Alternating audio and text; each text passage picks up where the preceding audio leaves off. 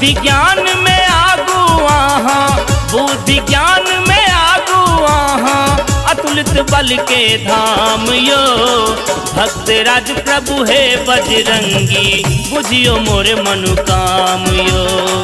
भक्त राज प्रभु है बजरंगी, बुझियो मोर मनुकाम यो। बुद्धि ज्ञान में आगू आहा, बुद्धि ज्ञान में आगू आहा, अतुलित बल के धाम यो।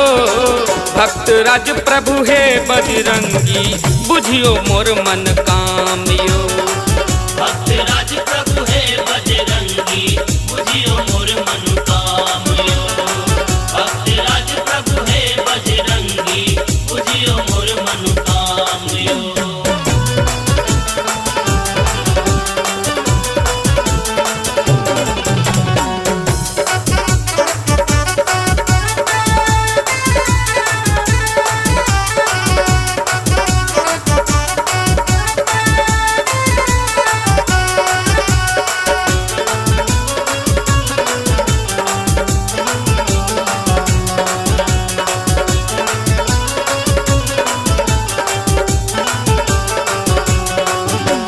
नहीं कोनो काज यहाँ लेल भारी, बुझियो कनियो हमर लाचारी।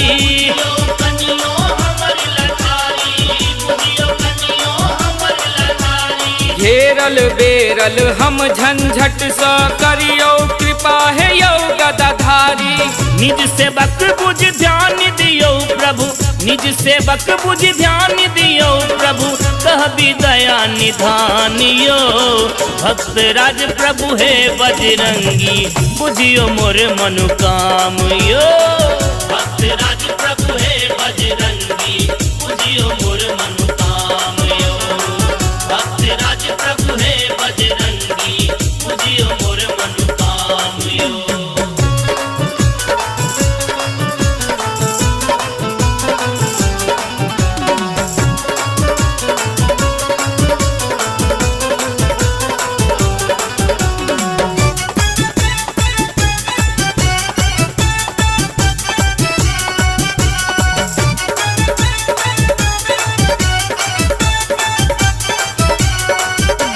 लक्ष्मण के यहाँ प्राण बचेलौं, रावण के अभिमान खसेलौं।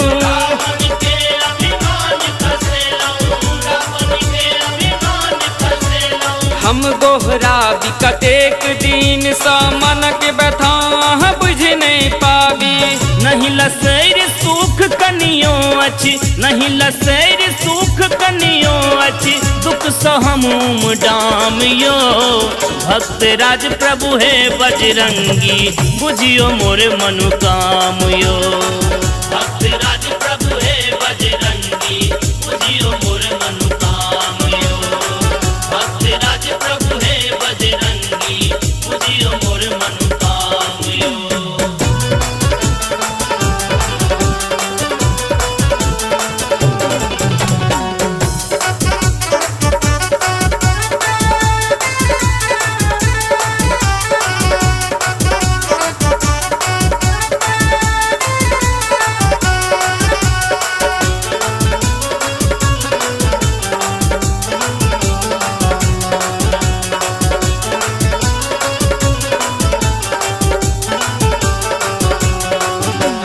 चरण शरण देने नितेश अछि, कहला नहीं कुछ विशेष अछि।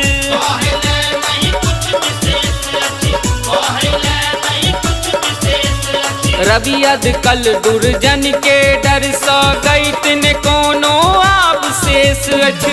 हम अज्ञानी पापी भरिगर, हम अज्ञानी पापी भरिगर, तकियो ने हनुमान यो। भक्त राज प्रभु है बजरंगी, बुझियो मोर मनुकाम यो।